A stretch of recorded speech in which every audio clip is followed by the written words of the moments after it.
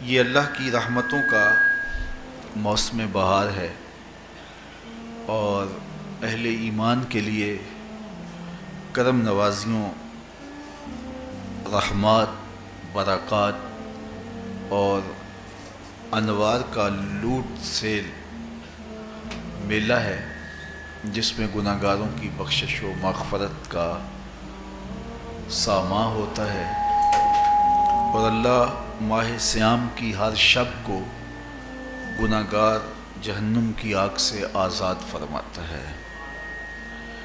یہ بابرکت مہینہ اپنے دامن میں اتنی برکتیں لیے ہوئے جلوہ گر ہوتا ہے کہ رسول کریم صلی اللہ علیہ وآلہ وسلم نے ارشاد فرمایا، اگر لوگوں کو پتہ چل جائے کہ رمضان میں کیا ہے تو وہ آرزو کریں کہ پورا سال ہی رمضان رہے۔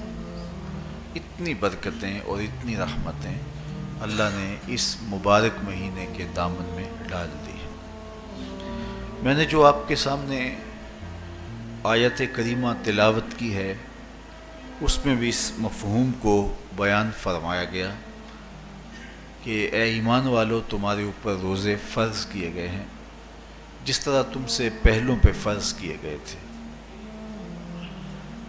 یا ایھا الذین آمنوا کتب علیکم الصیام کما کتب علی الذین من قبلکم۔ کیوں فرض کیے گئے؟ وجہ کیا ہے؟ لعلکم تتقون، تاکہ تم متقی بن جاؤ، تم پرہیزگار بن جاؤ۔ تو روزے کی فرضیت کا نتیجہ تقوی کا حاصل ہونا ہے، اتقاء کی دولت کا نصیب ہونا ہے۔ تو اس آیت کریمہ میں تین چیزیں بیان کی گئی۔ سب سے پہلی، اے ایمان والو، تمہارے اوپر روزے فرض کیے گئے۔ پھر دوسری بات، جس طرح تمہارے سے پہلوں پہ فرض کیے گئے۔ اور تیسری بات، تاکہ تمہیں تقوی کا نور نصیب ہو، تمہیں اتقاء کی دولت نصیب ہو۔ تو ایک تو روزے کی فرضیت کا حکم دیا گیا، اور دوسرا یہ تسلی دی گئی کہ یہ بھوک اور پیاس کی شدت تمہیں ہی نہیں کاٹنا پڑے گی، تم سے قبل بھی لوگ یہ عبادت کرتے رہے ہیں اور وہ اس مشکل عبادت سے تقوی کو حاصل کرتے رہے ہیں، اور تمہیں بھی ہم اس راستے سے تقوی نصیب کرنا چاہتے ہیں۔ علامہ حقی علیہ رحمہ نے لکھا ہے کہ ملک تحمور الثالث، یہ حضرت آدم علیہ السلام کی اولاد سے تیسرا بادشاہ گزرا ہے، اس کے زمانے میں قحط پڑ گیا تھا، تو اس نے اپنی قوم کو یہ حکم دیا کہ ایک وقت کا کھانا آپ کھا لیں اور ایک وقت کا کھانا بچائیں اور وہ قحط زدہ علاقوں میں بھیجیں۔ تو قوم نے اس حکم کو بصر و چشم قبول کیا اور ایک وقت کا فاقہ کاٹ کے اپنے ان بھائیوں کے لیے وہ کھانا بھیجتے جو قحط میں مبتلا تھے۔ قوم کی یہ ادا اللہ کو پسند آ گئی اور وقت کے نبی پر وحی کی گئی کہ تمہارے اس عمل کو ہم عبادت قرار دیتے ہیں۔ تو حضرت آدم علیہ السلام کے بعد متصل ہی یہ عبادت فرض کی گئی، اور پھر جتنی بھی ملتیں، قومیں اور امتیں آئیں، ان میں روزے کی تحسین کی گئی اور روزے کی تلقین کی گئی۔ پرانی جتنی بھی کتابیں ہیں، اناجیل ہیں، تورات ہے، اس میں روزہ داروں کی تعریف موجود ہے۔ اور حضور علیہ السلام جب اس دنیا پہ تشریف فرما ہوئے تو آقا کریم روزے کی فرضیت سے پہلے بھی روزے رکھتے تھے۔ ویسے روزہ سن 2 ہجری کو فرض ہوا ہے، شعبان المعظم کے مہینے میں، لیکن اس سے قبل بھی ایام 20 کے حضور روزے رکھتے تھے، اور اس کے علاوہ بھی مختلف ایام میں اللہ کے محبوب روزے رکھتے تھے۔ روزے کی فرضیت کے بعد حضور علیہ السلام کی زندگی میں کل 9 رمضان آئے ہیں، جس میں 7 29 کے تھے اور 2 30 کے تھے۔ یہ بات ذہن میں رکھیے گا کہ روزے 29 ہوں ثواب پھر بھی 30 کا ہی دیا جاتا ہے. تو زیادہ تر جو رمضان المبارک کے مہینے ہوتے ہیں وہ 29 کے ہوتے ہیں، 30 کے کم ہوتے ہیں. حضور کی زندگی میں 9 میں سے 7 جو ہیں وہ 29 کے ہوئے ہیں اور 2 30 کے ہوئے ہیں، تو ثواب پورے 30 کا ہی ہے. بعض لوگوں کو زیادہ ہی مسئلہ ہوتا ہے، 29 ہو جائیں تو یہ اللہ کا کرم ہے کہ روزہ رکھنا بھی نہیں پڑا اور 30ویں کا ثواب بھی مل گیا، لیکن وہ شور مچا دیتے ہیں کہ یہ روزہ کھا گئے ہیں. میرا نہیں خیال کہ کسی کو اپنے ذمے اتنی بڑی امت کا بوجھ لینے کی پریشانی ہو اور وہ خام خواہ ایک روزے کے لیے پوری امت کا بوجھ اپنے کندھوں پہ ڈال لے. تو 29 روزے ہوں یا 30 ہوں، اللہ ثواب پورے 30 کا ہی عطا کرتا ہے. روزہ اللہ تعالیٰ جل شانہ کی رضا اور اس کی محبت کے حصول کا ذریعہ ہے، اور اس کا عملی نتیجہ جو اس آیت کریمہ میں بیان کیا گیا وہ تقوی ہے. لعلکم تتقون، روزہ اس لیے فرض کیا گیا کہ تمہیں تقوی نصیب ہو جائے، اتقاء کی دولت نصیب. اب سوال یہ ہے، کیا تقوی بھوک اور پیاس سے حاصل ہوتا ہے؟ پیاس کاٹنے سے، بھوک کاٹنے سے کیا تقوی نصیب ہو جاتا ہے؟ صبح سے لے کر شام تک روزہ رکھنے کی تلقین کی گئی. یہاں ناروے میں اور مختلف ممالک کے اندر 20 گھنٹے کا روزہ ہے، اور ہمارے بھی یہاں 16-17 گھنٹے مسلسل شدت کی گرمی میں بھوک اور پیاس کاٹنا ہوتی ہے. تو اتنا طویل دورانیہ جو بھوک اور پیاس کاٹی ہے، اس کا مقصد رزق بچانا نہیں ہے، بلکہ وَيُزَادُ فِيهِ رِزْقُ الْمُؤْمِنِ، ماہ سیام میں مومن کا رزق بڑھ جاتا ہے. آپ اپنا بجٹ دیکھ لیجئے، باقی مہینوں کی نسبت ماہ سیام میں آپ کے اخراجات زیادہ ہوتے ہیں اور کشادگی ہوتی ہے.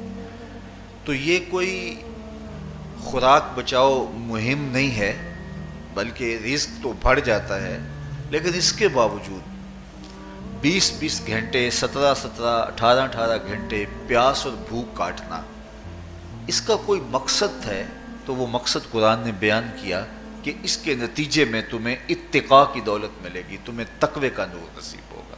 سوال یہ کھڑا ہوا، کیا بھوک اور پیاس کاٹنے سے تقوی مل جاتا ہے؟ تو اس کو سمجھنے کے لیے ایک مختصر تمہید سمجھنا ہوگی، اور وہ یہ کہ ہمارے 2 دشمن ہیں جو ہمیں جادہ مستقیم سے ہٹانے کے لیے دن رات کوشاں ہیں. ایک شیطان اور دوسرا نفس. یہ 2 دشمن ہیں جو ہماری متاع عمل، ہمارا خلوص، ہماری للہیت، ہمارا باطن لوٹنے کے لیے ہر وقت مستعد اور فعال رہتے ہیں. اب ان 2 دشمنوں سے ہمارے تنہا ناتواں وجود کا مقابلہ ہے، اور ان میں سے جو بڑا دشمن ہے وہ نفس ہے، کیونکہ شیطان نے جب انکار سجدہ کیا تو ہم تو یہ کہتے ہیں کہ ہمیں شیطان نے بہکا دیا، لیکن شیطان نے جب انکار سجدہ کیا اور خود بہک گیا تو اس وقت کوئی دوسرا شیطان تو نہیں تھا جس نے شیطان کو بہکایا، وہ نفس تھا جس نے شیطان کو شیطان بنایا. اس نے اندر سے کہا انا خیر منہ، میں بہتر ہوں. تو یہ انانیت جو تھی، انا خیر منہ، اس نے اس کو بہکایا. تو شیطان کو شیطان بنانے والا نفس ہے، تو نفس شیطان سے بھی بڑا دشمن ہے. ایک بزرگ تھے، وہ ساری زندگی اپنی زبان پہ انا کا لفظ نہیں آنے دیتے تھے. اس مفہوم کو بیان کرنا ہوتا تو وہ با الفاظ دیگر بیان کرتے. میں کا لفظ، انا کا لفظ وہ اپنی زبان پہ ساری زندگی انہوں نے جاری ہی نہیں ہونے دیا. کہتے تھے اس لفظ نے شیطان کا بیڑا غرق کر دیا، تو میں یہ لفظ زبان پہ آنے نہیں دوں گا. اچھا، بندے بھی بڑے عجیب ہوتے ہیں. کسی نے کہا لو لو، ان کی زبان پہ یہ لفظ آتا کیوں نہیں، میں جاتا ہوں اور ان کی زبان پہ یہ لفظ آئے ہی آئے. چلے گئے. بزرگ تشریف فرما تھے، نماز کا وقت قریب ہو رہا تھا. حضرت ایک مسئلہ پوچھنے آیا ہوں. کہا پوچھیے.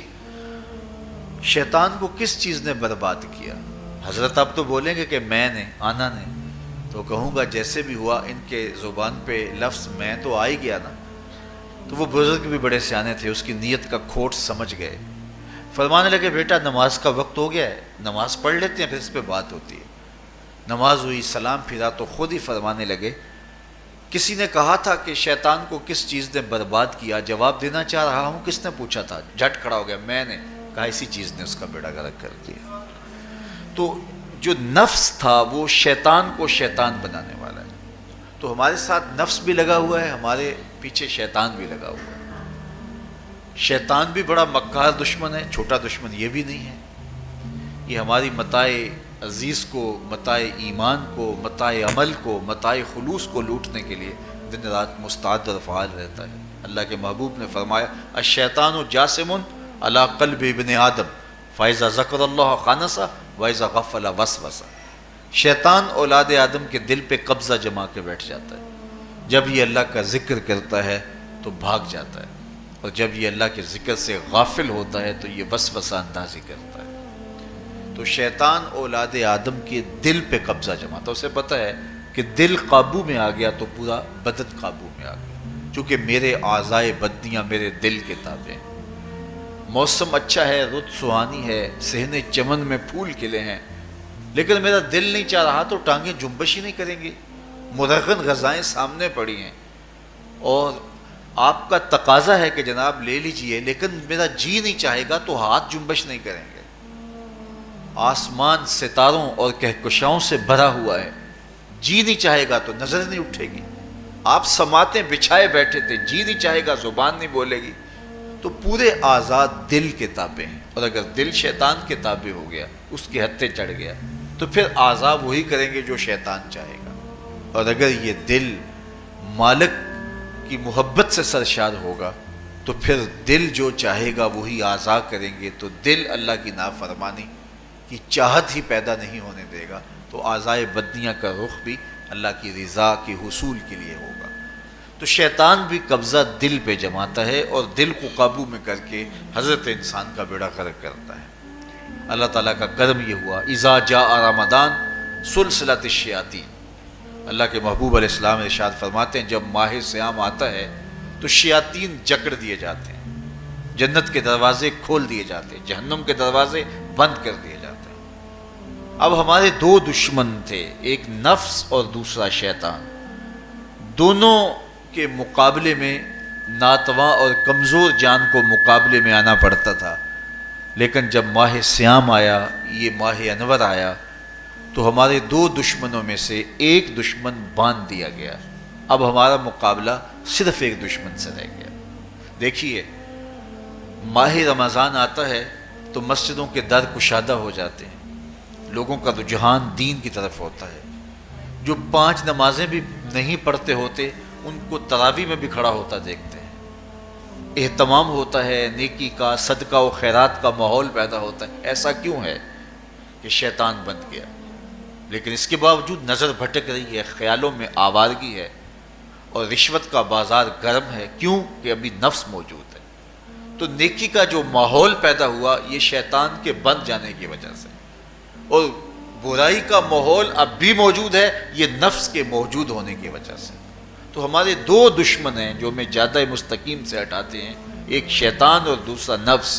اب جب ماہ صیام آیا تو شیطان باندھ دیا گیا، اب ہمارا مقابلہ صرف نفس سے ہے، اور یہ نفس شیطان سے بھی بڑا دشمن ہے۔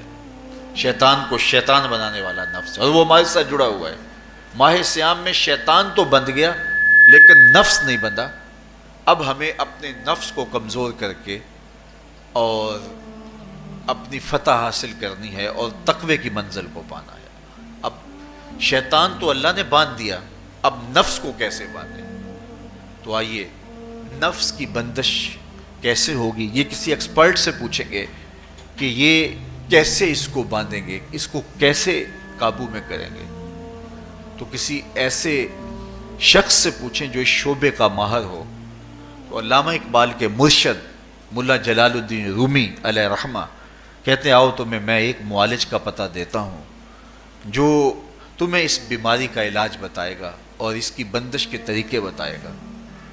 شیخ رومی علیہ رحمہ فرماتے ہیں ہفت شہر عشق را اتار گشت ما ہنوز اندر خم یک کوچام۔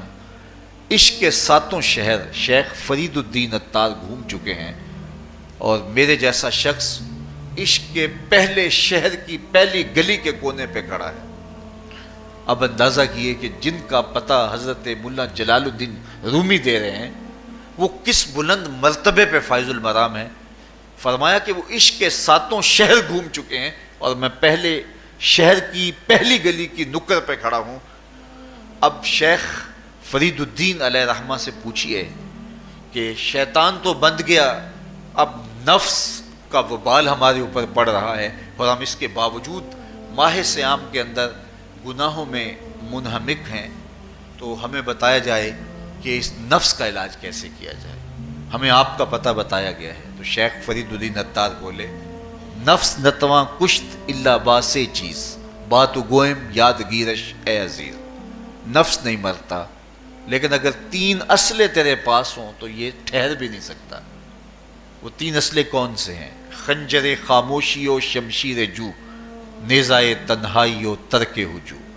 خاموشی کا خنجر، بھوک کی تلوار اور تنہائی کا نیزہ، یہ 3 اسلحے ایسے ہیں اگر تو یہ لے کر کے نفس پہ ٹوٹ پڑے تو پھر نفس کا مقابلہ تیرے لیے آسان ہوگا۔ خنجر خاموشی، خاموشی کا خنجر، اللہ کے محبوب علیہ السلام نے فرمایا من صامت نجا، جو خاموش ہو گیا وہ نجات پا گیا، کیونکہ انسان کی زندگی کی زیادہ آفتیں اس کی زبان کی وجہ سے ہیں۔ آپ اپنے گناہوں کا اور میں اپنے گناہوں کا اگر احتساب کروں تو ہمیں سب سے زیادہ گناہ زبان کے ملیں گے۔ آنکھیں بھی گناہ کرتی ہیں، ہاتھ بھی گناہ کرتے ہیں، پاؤں بھی گناہ کرتے ہیں، لیکن سب سے زیادہ گناہ زبان کرتی ہے۔ جھوٹ بھی بولتی ہے، غیبت بھی کرتی ہے، شکوہ بھی کرتی ہے، گالی سب و شتم اور کیا کچھ زبان کے گناہ ہیں۔ اسی لیے اللہ کے محبوب نے فرمایا جو تمہارے 2 جبڑوں کے درمیان ہے یعنی زبان اور 2 ٹانگوں کے درمیان ہے تمہاری پارسائی کی جگہ، تم ان 2 چیزوں کی مجھے ضمانت دے دو، میں محمد تمہیں جنت کی ضمانت دے دیتا ہوں۔ تو انسان کے سب سے زیادہ گناہ زبان کے ہیں اور اس کی پارسائی کی جگہ کے۔ تو اس لیے میرے حضور نے فرمایا من صمت نجا، جو خاموش ہو گیا وہ نجات پا گیا۔ خنجر خاموشی، خاموشی کا خنجر نفس کشی کا ایک مؤثر ذریعہ ہے۔ اور دوسری بات بشمشیر جو، اور بھوک کی تلوار، تو بھوک سے نفس کا مقابلہ کیا جا سکتا ہے، بھوک کی تلوار سے نفس کا سر کاٹا جا سکتا ہے۔ اللہ کے محبوب کا فرمان سنیے یا معاشر الشباب من استطاع منکم الباء فلیتزوج فإنہ اغض للبصر واحسن للفرج فمن لم یستطع فعلیہ بالصوم فإنہ لہ وجاء۔ اے جوانوں کے گروہ، تم میں سے اگر کوئی نکاح کرنے کی طاقت رکھتا ہے تو وہ دیر نہ کرے، فی الفور نکاح کر لے، یہ نظر کا اور پارسائی کا محافظ ہے۔ لیکن اگر تم میں سے کوئی نکاح کرنے کی فی الحال پوزیشن میں نہیں ہے تو وہ کثرت کے ساتھ روزے رکھے۔ روزے قاطع شہوات ہیں، تو بھوک سے نفس کو جو ہے وہ روکا جا سکتا ہے، اس کو لگام ڈالی جا سکتی ہے۔ تیسری بات نیزہ تنہائی، تنہائی کا نیزہ، تو فرمایا گیا کہ العافیت فی العزلہ، کہ تنہائی کے اندر ہی عافیت ہے۔ جب مجلسوں میں غیبت کی بدبو پھیلتی ہو اور چغلی کا ماحول معاشرے کا جزو لا ینفک بن جائے اور مجالس کے اندر نظروں کی پاکیزگی کا قائم رہنا مشکل ہو جائے اور انسان کی زندگی کے اندر گناہوں کا بہت بڑا سبب مجلسی زندگی ہو تو پھر اس سے تنہائی بہتر ہے۔ حضرت شاہ نقشبند بخاری فرماتے ہیں کہ فقیر کے لیے سب سے اچھی جگہ اللہ کا گھر مسجد ہے، یا کسی کامل صالح شخص کی صحبت ہے، اور یا پھر تنہائی ہے۔ چوتھی جگہ ہلاکت کے علاوہ اور کچھ نہیں ہے۔ ہمیں اپنے کاروبار میں، اپنے معاملات میں، اپنی ملازمتوں میں جانے کی تلقین کی گئی تو وہاں یہ تلقین کی گئی کہ دیر سے جاؤ جلدی واپس آ جاؤ، اور مسجد میں جاتے ہوئے تلقین کی گئی کہ جلدی جاؤ اور دیر سے واپس آؤ۔ لیکن ہم مسجد کے دروازوں پہ جب دور موجود میں رش دیکھتے ہیں کہ لوگ بہت جلدی نکلنا چاہتے ہیں، حتیٰ کہ کندھوں سے کندھے ٹکرا رہے ہوتے ہیں کہ جلدی سے باہر نکل جائیں، حالانکہ وہ عافیت کی جگہ ہے، 2 منٹ زیادہ بھی ہو جائیں تو کوئی حرج نہیں ہے۔ اور ایسے لوگوں کو بھی نکلنے میں جلدی کرتے ہوئے دیکھا ہے کہ لگتا تو یہ تھا کہ شاید انہوں نے کسی ضروری کام پہ جانا ہے، لیکن باہر نکل کے بازار میں پھٹے پہ بیٹھے تھے اور مسجد سے نکلنے کی جلدی بہت تھی۔ تو مسجد میں جلدی جاؤ اور دیر سے واپس آؤ، اور بازار میں دیر سے جاؤ اور جلدی واپس آؤ، لیکن ہمارے رویے اس کے برعکس ہو گئے۔ تو تنہائی میں عافیت ہے، خاموشی میں عافیت ہے، اور بھوک میں عافیت ہے، اور یہ ساری چیزیں روزے میں میسر ہیں۔ فرمایا تم سے اگر کوئی شخص الجھے، بحث کرے، لڑائی کرنا چاہے تو تم اسے کہو انی صائم، میں نے روزہ رکھا ہوا ہے۔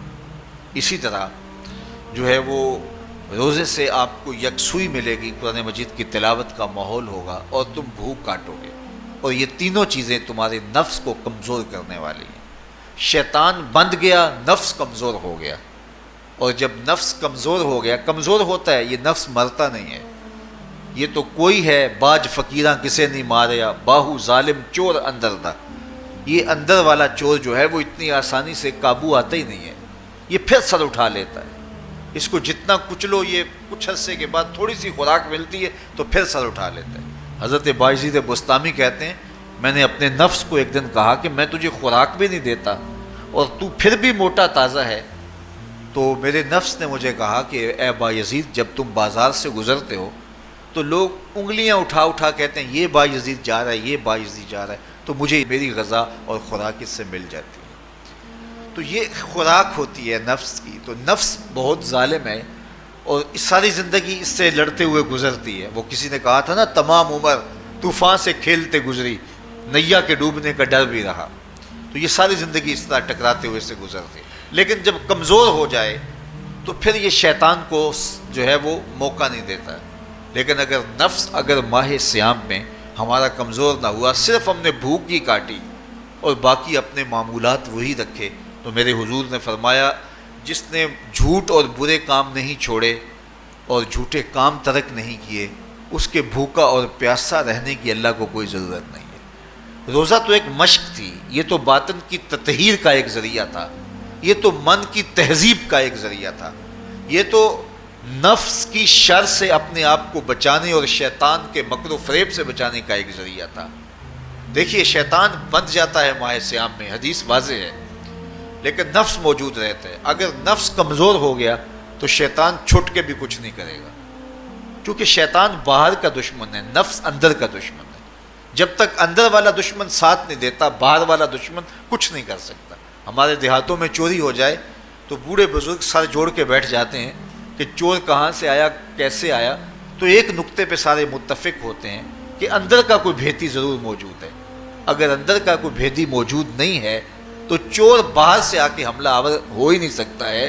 تو شیطان باہر کا چور ہے، نفس اندر کا بھیتی ہے، اور اگر یہ اندر والا باہر والے کا ساتھ نہ دے تو شیطان انسان پر حملہ آور ہو ہی نہیں سکتا۔ اس لیے اس کو قابو کر لیں، اس کو رام کر لیں، تاکہ شیطان چھٹنے کے باوجود بھی جو ہے وہ ہمارے اوپر حملہ آور نہ ہو سکے۔ ورنہ وہ تو پیچ و تاب کھا رہا ہے کہ یہ جو تم نمازیں پڑھتے ہو، سروں پہ ٹوپیاں تم نے پہنی ہیں اور بڑے شریف بن کے مسجد میں جا رہے ہو، ذرا چھٹ لوں عید کے دن ہی جو ہے وہ تمہارا سارا کیا دھرا برباد نہ کیا تو مجھے شیطان نہ کہنا۔ تو وہ سب کچھ برباد کر دیتا ہے اگر ہمارے نفس کی تہذیب نہیں ہوتی۔ تو یہ اللہ نے ایک ہمیں موقع دیا ہے، پورا 1 مہینہ ہے، ایک ورکشاپ ہے باطن کی تطہیر کے لیے اور ایک اندر کی پاکیزگی کے لیے ہمیں ایک موقع فراہم کیا گیا ہے، اور اس سے ہم بھرپور فائدہ حاصل کریں۔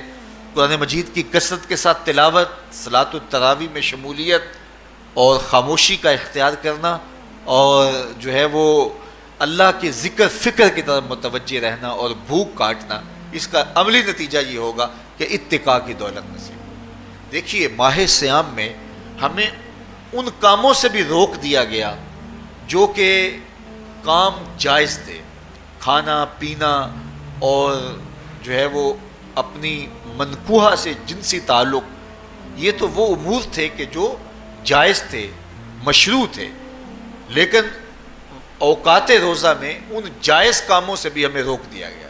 اس فلسفے کو ہمیں سمجھنا ہوگا کہ جو کام شریعت میں جائز تھے، مشروع تھے، روزہ ان سے بھی رک جانے کا نام ہے، اور جو چیزیں شریعت میں جائز ہی نہیں ہیں، جھوٹ بولنا ہے، غیبت کرنا ہے، بد نگاہی ہے اور دیگر برے اعمال ہیں، تو یہ چیزیں تو روزہ نہ بھی ہو پھر بھی ناجائز ہیں۔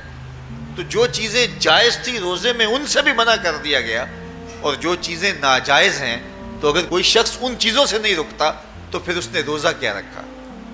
ایک بندہ بھوک کاٹتا ہے لیکن جھوٹ بولتا ہے، ایک بندہ پیاس کاٹتا ہے لیکن غیبت کرتا ہے، ایک بندہ صبح سے شام تک نہ کچھ کھاتا ہے نہ کچھ پیتا ہے لیکن رشوت لیتا ہے، پھر مجھے بتائیے اس نے روزہ کیا رکھا؟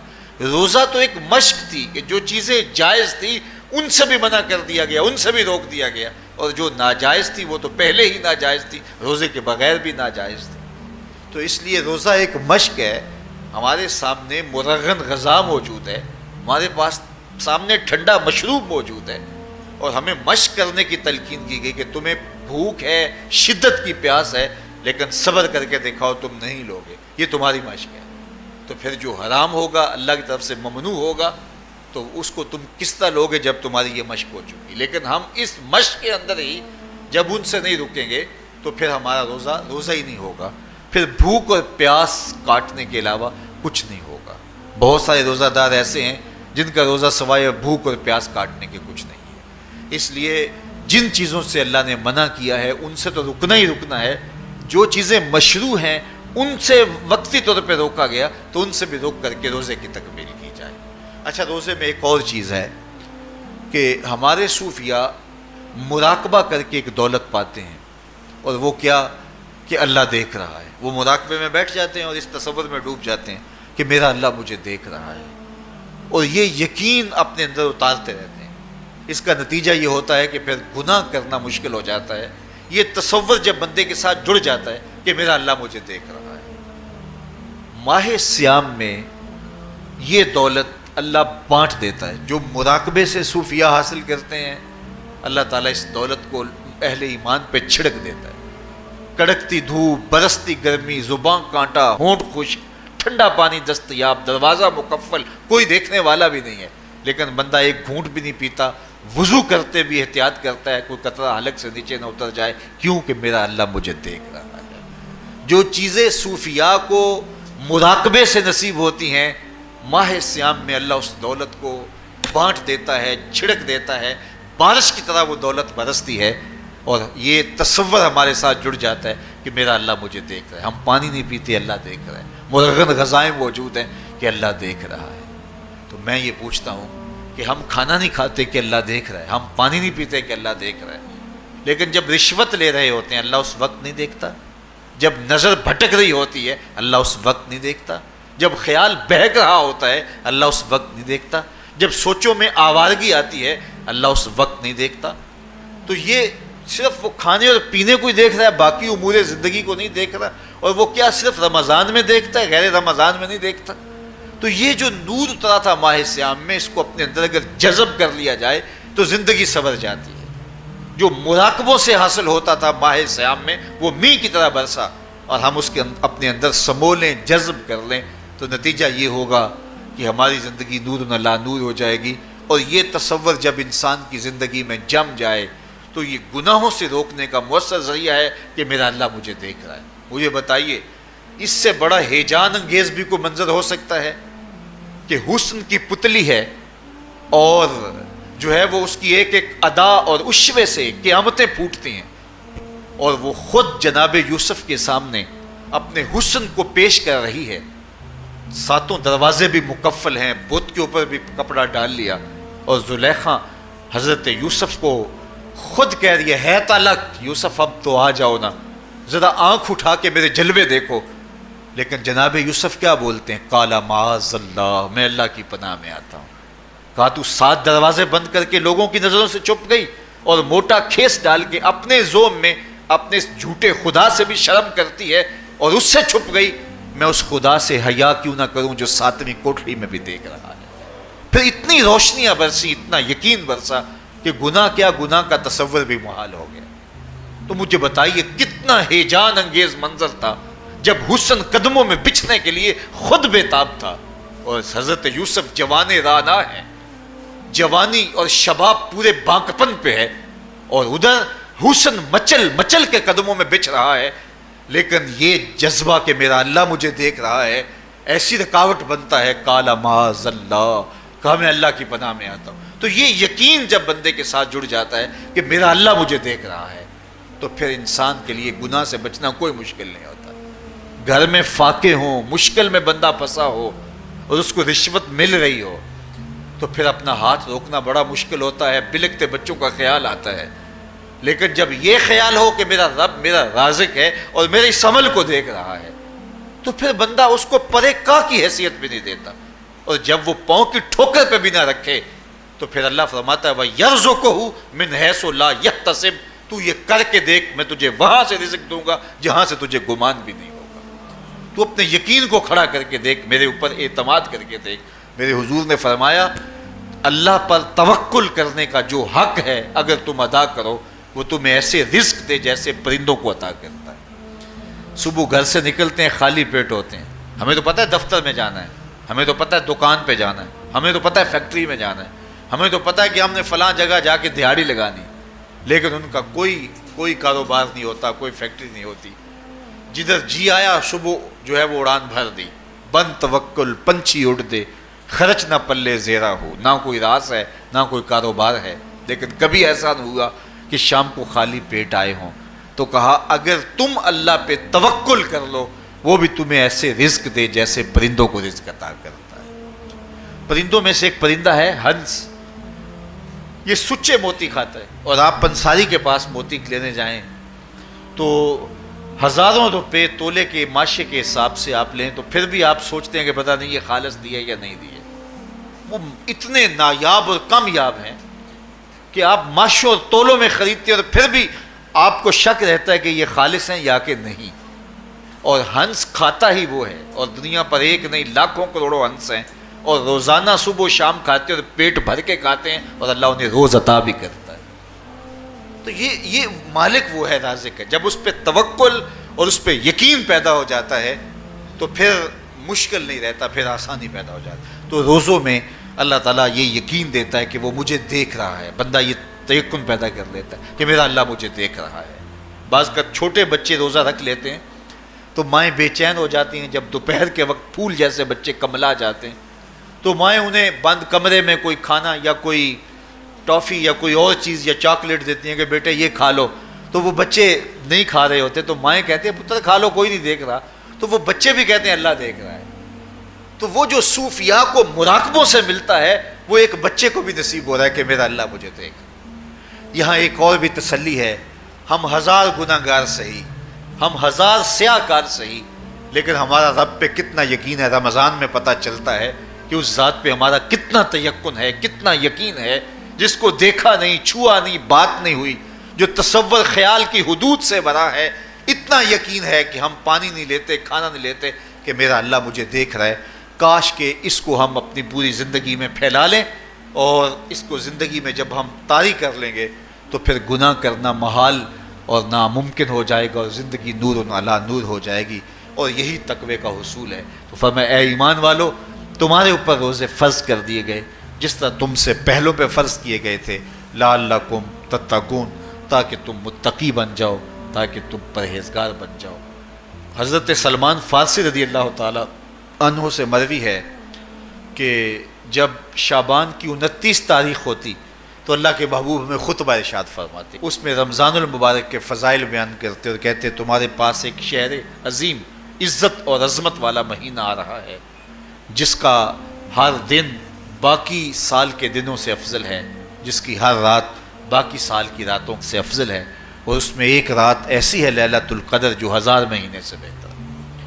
تو یہ اللہ تعالیٰ کی رحمتوں کا روپ ہے، رحمتوں کے دروازے کھول دیے جاتے ہیں، اور روزہ دار کا روزہ بالخصوص عصر کے وقت، شام کے وقت، پچھلے پہر، روزہ دار کے خالی معدے سے جو ایک بو اٹھتی ہے، مہک اٹھتی ہے، اللہ کو کستوری سے بھی زیادہ محبوب ہوتی ہے۔ اللہ اکبر۔ اور فرمایا للصائم فرحتان، فرحۃ عند فطرہ و فرحۃ عند لقاء رب. روزہ دار کے لیے دو خوشیاں ہیں. ایک خوشی اسے تب ملتی ہے جب وہ روزہ کھولتا ہے سارے دن کی بھوک اور پیاس کاٹ کے، جب شام کو ٹھنڈا اور میٹھا مشروب اسے ملتا ہے اور وہ مشروب اپنے جو ہے وہ منہ میں ڈالتا ہے، وہ معدے کی طرف اترتا ہے، تو اس کی زبان بولے نہ بولے اس کا ایک ایک انگ اللہ کی تسبیح بول رہا ہوتا ہے اور اللہ کا شکر ادا کر رہا ہوتا ہے. اس وقت اسے ایک عجیب فرحت ہوتی ہے کہ اتنا طویل لمبا روزہ تھا، شکر ہے کہ میرا روزہ تکمیل کو پہنچا. ایک روحانی مسرت، پھر روزہ کھلنے کے وقت اس کو بدنی مسرت. تو ایک فرمایا اس کو فرحت تب ملتی ہے جب وہ روزہ کھولتا ہے. وَفَرْحَةٌ عِنْدَ لِقَاءِ رَبِّ، اور دوسری فرحت اسے تب ملے گی جب روزے کے صلے میں اللہ اپنے رخ سے پردہ ہٹا دے گا اور اللہ اپنا دیدار عطا فرمائے گا. تو یہ روزے دار کے لیے خوشیاں ہیں. تو خوش نصیب ہیں وہ لوگ جو ماہ صیام کے روزے پورے خشوع و خضوع کے ساتھ رکھتے ہیں اور اس کی برکتوں سے مالا مال ہوتے ہیں. ورنہ بعض لوگ میں نے ایسے بھی دیکھے ہیں وہ چھوٹی چھوٹی بیماریوں کا بہانہ بنا کے روزہ ترک کر دیتے ہیں اور انہیں حوصلہ ہی نہیں پڑتا روزہ رکھنے کا. چونکہ الصوم نصف الصبر، روزہ آدھا صبر ہے. میں سمجھتا ہوں، میں شوگر کا مریض ہوں اور 4 سے 5 گھنٹے اگر مجھے کچھ کھانے کو نہ ملے تو میری طبیعت میں ایسا اضطراب اور بے چینی پیدا ہو جاتی ہے کہ میں گھر والوں سے الجھنے کی کیفیت میں بھی آ جاتا ہوں. لیکن ماہ صیام میں 20 گھنٹے بھی کاٹ لیتا ہوں، لیکن میری طبیعت پہ کوئی بوجھ اس لیے نہیں ہوتا کہ میں اللہ کی رضا کو اپنے ذہن کے ایک ایک گوشے میں رکھے ہوئے ہوتا ہوں. تو یہ آدھا صبر ہے، یہ صبر سکھاتا ہے. اور پھر روزے سے جب ہم بھوک کاٹتے ہیں تو غربا، مساکین، وہ لوگ جو بیچارے بھوک اور پیاس کاٹ کے زندگی گزارتے ہیں، ان کا بھی ہمیں خیال آتا ہے کہ ہمیں تو اپنے اختیار سے چند لمحوں کے لیے بھوک کاٹنی پڑی تو اس کی کلفت اور اس کی اذیت اتنی ہے. تو جو شخص مجبوری کی وجہ سے کاٹتے ہیں اور ان کے بلکتے بچے ان کے سامنے ہوتے ہیں تو پھر ان کا عالم کیا ہوگا. تو اس سے پھر صدقہ اور خیرات کا ماحول پیدا ہوتا ہے اور ہم غربا کو اپنے ساتھ خوشیوں میں شریک کرتے ہیں. اللہ تعالیٰ جل شانہ ہمیں ماہ صیام کے روزے، صلاۃ التراویح، دیگر صالح اعمال کی توفیق دے. وآخر دعوانا ان الحمد للہ رب العالمین.